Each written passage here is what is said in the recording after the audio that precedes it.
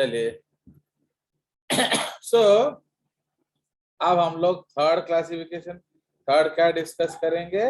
Examples of some carbohydrate, examples of some carbohydrates. And doubts cancel हो गया आपका, तो आप डाउट्स पूछ भी नहीं सकते कुछ भी, डाउट सेशन भी कैंसिल हो गया ना आपका, लाइक दैट। तो एग्जाम्पल्स ऑफ सम कार्बोहाइड्रेट्स, तो उसमें अब आप लोग आ जाइए नंबर 1। सेलुलोज। हाँ बोलो। सेलुलोज। हाँ जो बोलेगा तो वही करा दूंगा मैं, तेरा जैसा मर्जी हो। तो सेल्यूलोज, या इसको हम लोग क्या कहते हैं? Most abundant carbohydrate. Okay, most abundant carbohydrate, तो ये सबसे ज्यादा ये मिलता है। ठीक है, तो अब मोस्ट अबंडेंट कार्बोहाइड्रेट, उसके बाद क्या है सेल्यूलोज में हम लोग पढ़ेंगे क्या?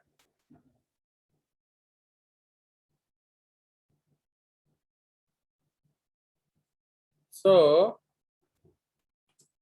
it is a homopolysac of beta D glucose linked by beta 1,4 bonds। समझ रहे हो? इसमें बीटा 1 to 4 बॉन्ड्स होगा। ठीक है, एनसीईआरटी में तो कोई बॉन्ड का नाम ही नहीं दिया है, समझ रहे हो ना? तो मैं तो कुछ तो ज्यादा पढ़ा ही दे रहा हूँ आप लोगों को। तो it is a homopolysaccharide, okay, of beta D glucose linked by beta 1,4 bonds। Okay, next point, it is straight chain and has no branching। ठीक है, ये स्ट्रेट चेन है, इसमें कोई ब्रांचिंग नहीं होता। Next point, it since it has beta bonds, okay, no animals can digest cellulose on its own। क्यों? as we have alpha अमाइलेजेस। ठीक है, तो हमारे पास अल्फा अमाइलेज है, तो हम बीटा बॉन्ड तोड़ ही नहीं सकते। Okay, since it has beta bonds, no animals can digest cellulose on its own, even आपका प्यारा, even termites and wood roaches, माने जिनका जिंदगी ही आपका लकड़ी है, वो भी सेल्यूलोज हजम नहीं कर सकते। ठीक है, since it has beta bonds, no animal can digest cellulose on its own. ठीक है, नेक्स्ट पॉइंट हो गया। सो उसके बाद देखेंगे, on iodine reaction it gives no colour. ठीक है, ये कोई कलर नहीं देता है। Fine, so this is the concept of cellulose, इसमें कोई कलर नहीं देगा। Now it makes the cell wall of plant cells, okay, plant cells, and is the main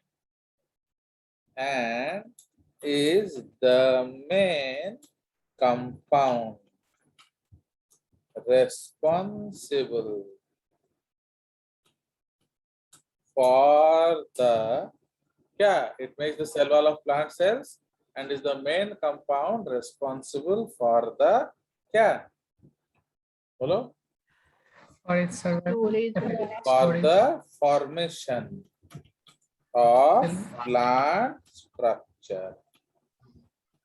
Okay, so it is a, क्या बोलो, so it is a plant structural polysaccharide। Okay, so it is a structural plant polysaccharide. ठीक है जी, so this is the case. तो ये हो गया आपका cellulose खत्म. Now जो जनरल फंक्शन तो आप जानते हो, सम एक्सोटिक फंक्शंस ऑफ सेल्यूलोज, जो कि आप कभी सोचे भी नहीं थे. ओके, तो सम एक्सोटिक फंक्शंस ऑफ सेल्यूलोज क्या है? ओके, तो उसमें नंबर 1 लिखेंगे क्या? एक आइसक्रीम बनाने में यूज. ये CMC, इसको कहते हैं carboxy methyl, okay, cellulose. Okay, CMC is called carboxy methyl cellulose, is used in making ice creams, face cream, and is used as a softening agent. ठीक है, ये सॉफ्टनिंग एजेंट की तरह यूज होता है. तो cellulose acetate, okay, cellulose acetate is used to make क्या? Shatter proof glass in vehicles. जैसे पहले जमाने में जो कांच होता था, अगर आप पत्थर मारेंगे कांच पे तो कांच भी टूट जाता था एंड पत्थर भी तुम्हारे ऊपर गिरता था. ठीक है, पर आजकल अगर आप कार का शीशा तोड़ोगे तो ना पत्थर गिरेगा और ना ही शीशा टूटेगा. अंडरस्टूड? व्हाई? क्योंकि हम दोनों तरफ जॉरी लगा देते हैं. अंडरस्टूड? तो that is called shutter proof glass. तो ये जो शटर प्रूफ ग्लास है, ये शीशे को टूटने से रोकता है.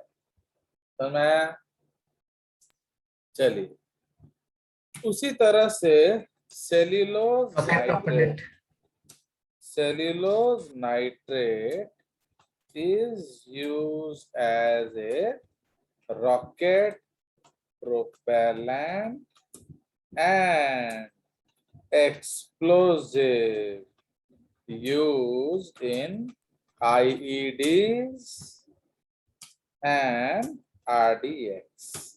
तो जो RDX IEDs बम बनाता है टेररिस्ट लोग, वो क्या है एक्चुअली? वो सेल्यूलोज नाइट्रेट है. देख रहे हो कितना प्यारा यूज है सेल्यूलोज का. माने लोग सोच भी नहीं पाए थे. इसको हम लोग कहते हैं प्लास्टिक बॉम्ब. समझ में? वो पकड़ में भी नहीं आएगा. मेटल डिटेक्टर डिटेक्ट नहीं करता. यस. तो चलो बस उतना काफी है आप लोग के लिए. तो अब आगे चलेंगे काइटिन. तो ये है सेकेंड मोस्ट अबंडेंट पॉलीसैक. ठीक है, तो सबसे पहला है ये एंड उसके बाद है काइटिन. अंडरस्टूड? तो नाउ अब इसमें हम लोग क्या पढ़ेंगे? बोलो, what we will read here. तो काइटिन में तो इसमें लिखिए that it is a homopolysaccharide of NAG, that is N-acetyl glucosamine, linked by beta 1,4 bonds. ठीक है, beta 1,4 bonds. There's a homopolysaccharide of NAG linked by beta 1,4 bonds. Next point. तो उसमें क्या होगा? So it is the most important reason for arthropods survival. The success of arthropoda and fungi. So So it is also known as fungal cellulose. ठीक है, उसको हम लोग fungal cellulose भी बोलते हैं. It also has beta bonds, so cannot be digested by any organisms which lack chitinase enzyme. Enzyme. अगर chitinase नहीं है तो इसे हजम करना मुश्किल है. ठीक है, सो ये आपका काइटिन है. It can be modified according to its need by depositions of calcium. तो ये उसको हार्ड कर देगा. सिलिका वो उसको शार्प कर देगा, एटसेट्रा. आपको जो भी करना है आप कर सकते हैं. Okay, according to your need. हो गया. तो स्ट्रक्चर तो आप लोग खुद बना ही लेंगे. अब थर्ड आ नहीं जाएगा. बना पाएंगे, हम बताइए सर. अब क्या करेंगे, वो तो गया. सर आपने क्लास 10 में ये नहीं पढ़ाया. आपने हाँ क्या किया? क्लास 10 में ये पढ़ाया था, लेकिन आपने बताया था कि क्लास 11 में स्ट्रक्चर बताएंगे. वो तो तुमने मना कर दिया, क्या करेंगे. प्लस एनसीईआरटी में भी नहीं दिया है तो क्या करेंगे. उसलिए स्टार्च. तो ये आपको मेरे घर के बाहर सुसु करने से पहले सोचना चाहिए था कि नहीं. चलिए, मैंने तो कुछ नहीं किया सर. तो इसलिए स्टार्च को हम लोग क्या बोलेंगे, दैट स्टार्च. तो अभी स्टार्च पढ़ेंगे हम लोग. क्या करेगा इतना पढ़ के, आराम से खाओ पियो ऐश करो, इंजीनियरिंग करो, दिक्कत क्या है. इंजीनियरिंग सीट तो मिल ही जाएगा ना हम लोग को. चलिए, तो स्टार्च में हम लोग क्या पढ़ेंगे. तो it is not a compound. It is not a compound but a mixture of two compounds. Okay, कौन कौन सा. तो ए है अमाइलोज एंड बी है अमाइलो. एक्चुअली आपको देखना चाहिए ना कि मैं अगर नहीं कर रहा हूं तो आप सीख पाते हो कि नहीं. तो वो भी मैं देखना चाह रहा हूँ कि नहीं, क्योंकि आपका कालू है, आपके केमिस्ट्री सर से हैं, क्या वो आपको एक करा देंगे कि नहीं, वो देखेंगे. तो क्लास 12 पे आखिर में जाकर. नहीं, क्या आप कालू वाले भी करा देंगे ना, उसमें क्या है. So it is not a compound but a mixture of two compounds, amylose and amylopectin. So it is a homopolymer of क्या, alpha D glucose. Okay, linked by क्या, alpha bonds. linked by alpha bonds. इसमें alpha bonds होता है. So it is a food storage polysaccharide. Okay, synthesis को हम लोग क्या कहते हैं, फोटोसिंथेसिस. ये भी आपने केवी क्लास में कर लिया होगा. Breakdown is equal to cellular respiration. जैसे glycolysis, Krebs cycle, electron transport, ये सब आपका हो गया होगा. ओके, तो सिंथेसिस, फोटोसिंथेसिस, ब्रेकडाउन है cellular respiration. Now on treatment with iodine solution क्या होगा, it gives a क्या देगा बोलो, it gives a bluish black colour. brassy पीटे, ठीक है, it gives a bluish black precipitate, ठीक है। चलो हो गया स्टार्च भी हमारा। नाउ इसमें थोड़ा सा हम इसके बारे में डिस्कस कर लेंगे।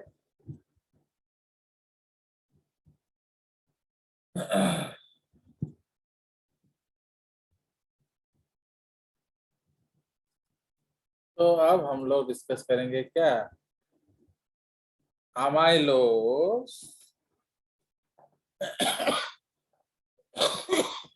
यानी इधर क्या डिस्कस करेंगे, अमाइलोपेक्टिन। ये दोनों है आपका। चलिए तो अमाइलोज और अमाइलोपेक्टिन के बारे में पढ़ लिया जाए। तो अमाइलोज जो है वो क्या है, वो आपका स्ट्रेट चेन पॉलीमर है, ओके। तो it is a straight chain polymer and जो अमाइलोपेक्टिन जो है वो ब्रांच चेन पॉलीमर होता है, ठीक है। तो इसको लिख लेंगे हम लोग, इस लाइन को कॉपी करके ले आते हैं, ओके। जरा अभिलव सर बोली सर हमको इतना मत पढ़ाइए, हमें आप सिर्फ एनसीईआरटी पढ़ाते। चलिए तो इधर लिखेंगे, सो it is a homopolymer of alpha D glucose, okay, linked by alpha क्या 1 to 4 bonds, okay. So it's a homopolymer of alpha D glucose linked by alpha 1 to 4 bonds, okay. It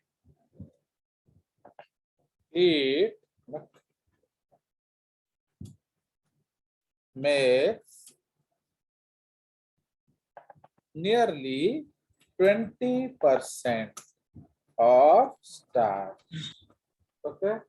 It makes nearly 20% of starch, ठीक है। Now on hydrolysis it gives क्या maltose and glucose, ठीक है।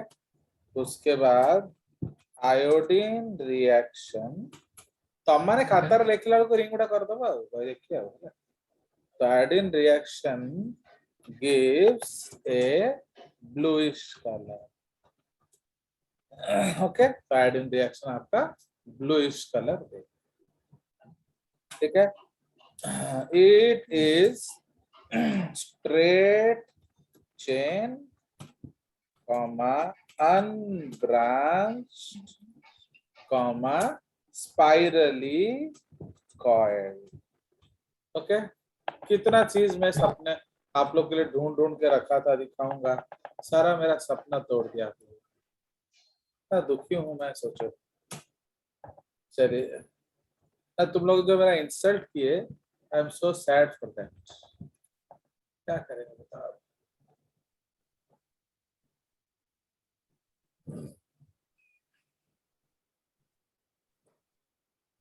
आपको दिखा देता हूँ कि क्या क्या आप लोग के लिए मैं बना बना के रखा था ना, क्या दादा।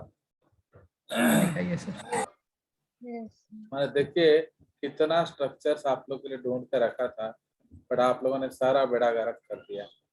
ये देखो सो मेनी स्ट्रक्चर्स करना था हम लोग को, कितना सारा स्ट्रक्चर, ये सब आपका आज पढ़ना था, ये लोग कितना देर तक कम से कम। ये देखो ये पेप्टिडोग्लाइकैन, ओके। ये देखो glycolysis, Krebs cycle, ATP synthesis, light reaction photosynthesis का, कब सब बेड़ा गर्क कर दिया आज। मैं क्या बोल रहा दादा, देखो कितना आपके लिए बना के रखा था, गया पानी में। नहीं ये भी गया और सारा स्ट्रक्चर चला गया ना। अब ना तो हम अमीनो एसिड का स्ट्रक्चर पढ़ेंगे, ना ही न्यूक्लियोटाइड, ना ही डीएनए, ना आरएनए, कुछ नहीं पढ़ेंगे, अब सिर्फ written work, and you will be shown only NCERT diagrams.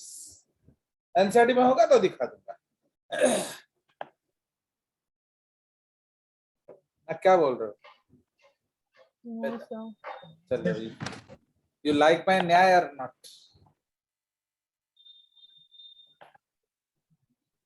चलिए, कितना चीज मैंने इतना सारा मैं ढूंढ ढूंढ के बुक्स रात रात भर निकाला, बट आप लोगों ने पूरा बेड़ा गर्क कर दिया। चलिए, तो अब इसको हम लोग देख लेते हैं। तो it is a homopolymer linked by एथिकी, एंड इसमें एक ऐड होगा, and cross link by alpha 1 to क्या 6। ओके, तो लिंकेज को 1,4 बोलेंगे, क्रॉस लिंक को 1,6 बोलेंगे। It makes 80% of starch. Non-hydrolyzed gives maltose, isomaltose। ये भी क्यों देगा ये आपको खुद अभी ढूंढना पड़ेगा, एंड ये तो अब डाउट भी नहीं सॉल्व होगा। And glucose, and this gives A red colour. Okay, so it is straight chain and branched. It is a branched compound. ठीक है,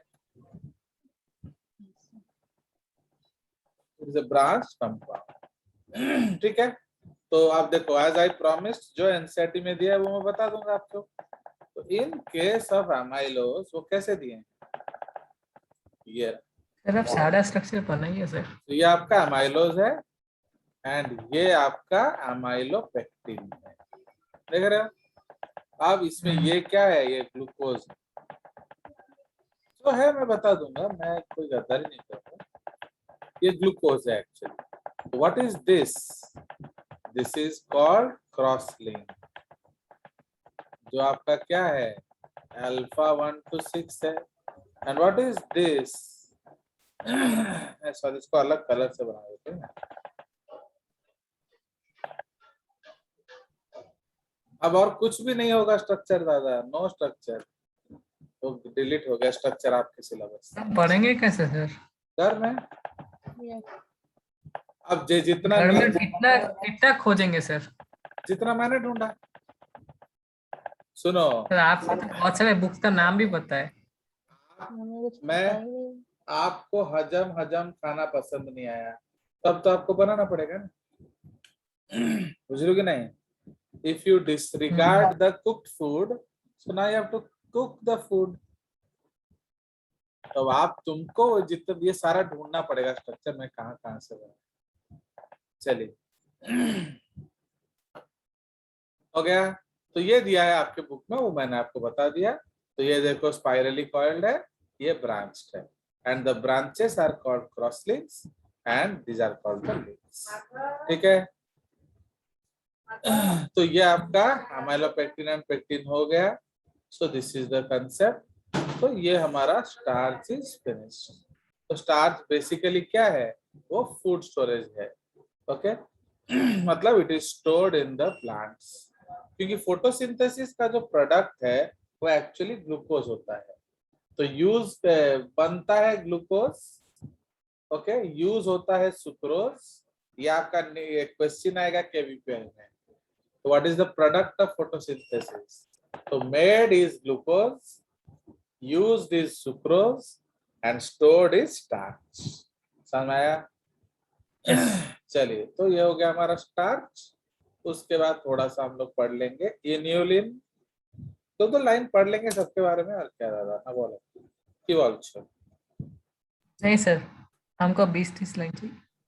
वो तो अब आपने ज्यादती कर दिया ना, सुसु कर दिया ना मेरे घर में। तो इसको हम लोग क्या कहते हैं, डालिया। Okay, so that is called डालिया। डालिया एक फूल है, डालिया स्टार्च। ओके, चलिए, तो इसीलिए अब आप सुनो, आप जो ना ये जो पढ़ के आप जीआरबी सॉल्व करने का कोशिश करना। तो यू शुड नो ना कि बिना जजेस का कितना हो रहा है। तो एक बार चेक करो, फिर अगर आप सॉरी वॉरी बोले तो हम आगे का देखेंगे, नहीं तो फिर बैक टू ट्रैक 1। चलिए, so it is a fructosan. Okay, it is a fructosan with no definite bonding pattern. Okay, समझ रहे हो? तो कोई डेफिनेट बॉन्डिंग पैटर्न नहीं है, so it cannot be digested in any animal body. ठीक है, तो it is reported in Dahlia, okay, in Dahlia and other Compositae family flowers. Compositae family, okay, and another Compositae family roots. Okay, so ये आपका इम्यूलिन है, इसको डालिया starch बोलते हैं। मतलब ये एक्चुअली फूड स्टोरेज है, but it is not metabolized by any other animal. ठीक है, अब एग्जाम्पल, ये सारे आपके होमोपॉलीसैकेराइड हो गए। अब हम लोग डिस्कस करेंगे क्या, एग्जाम्पल्स ऑफ हेटेरोपॉलीसैकेराइड्स। ठीक है, तो जो जो मैंने पढ़ा दिया आज सब जाके घर में सबका रिंग बना लेना है आप लोग। ठीक है जी,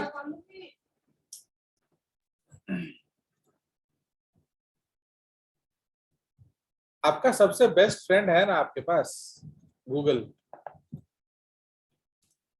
चलिए, तो हेटेरोपॉलीसैकेराइड का जो एग्जांपल है, बहुत सारे एग्जांपल्स हैं, तो उसको हम लोग डिस्कस करते हैं। तो उसमें सबसे प्यारा जो है आपका क्या, म्यूकोपॉलीसैकेराइड। ओके, तो वो है आपका सबसे best example.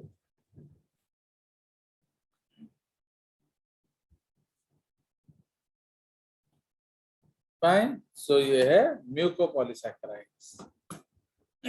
So what are mucopolysaccharides?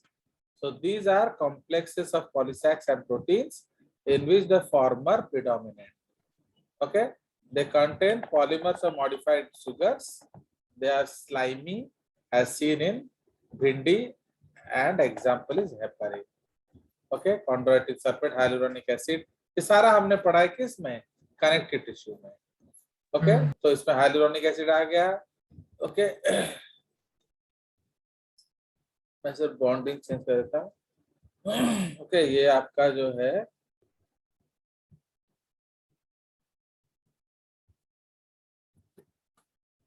Fine, सो इसको थोड़ा ये कर देंगे, कलरिंग कर देंगे तब कुछ समझ आएगा।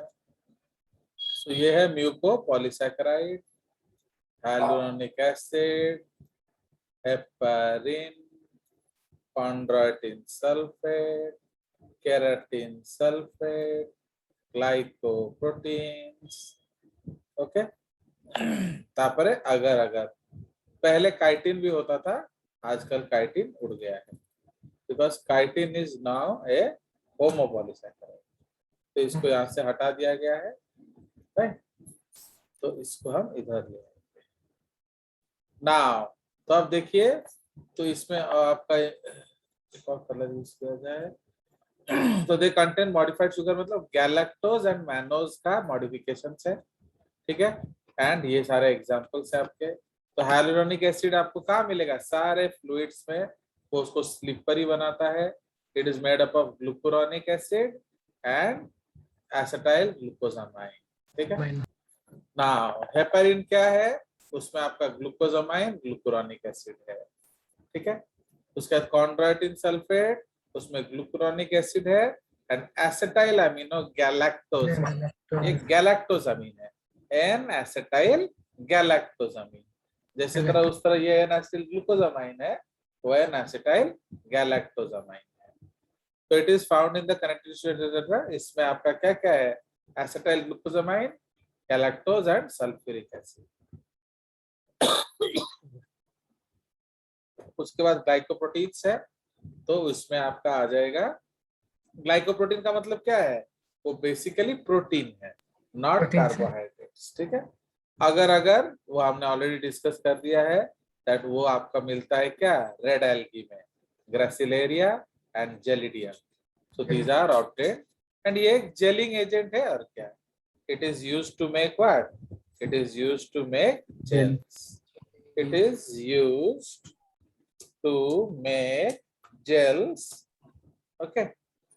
Used to make gels in एक और चीज मैंने बताया नहीं, आपसे वीडियो रिकॉर्डिंग लोड नहीं होगा। सर क्यों सर? अब आपको खुद लिखना पड़ेगा क्लास में, क्योंकि आप सीरियस नहीं हो ना, तो फिर मैं क्यों आप रिकॉर्डिंग करूँ ना। अभी आपको हर दिन का लिखना पड़ेगा बैठ बैठ के, अदरवाइज कॉपी भी नहीं बन पाएगा आपका। तो ये सब मेरा न्याय का पार्ट है। So it is used to make gels in laboratories, laboratory cultures, समझ रहे हो? तो इसमें हम लोग यूज किया जाता है अगर फाइन। तो ये हमारा डिस्कस कर लिया, और क्या बच गया हमारा, फिर पेप्टोग्लाइकन यूज कर लेंगे।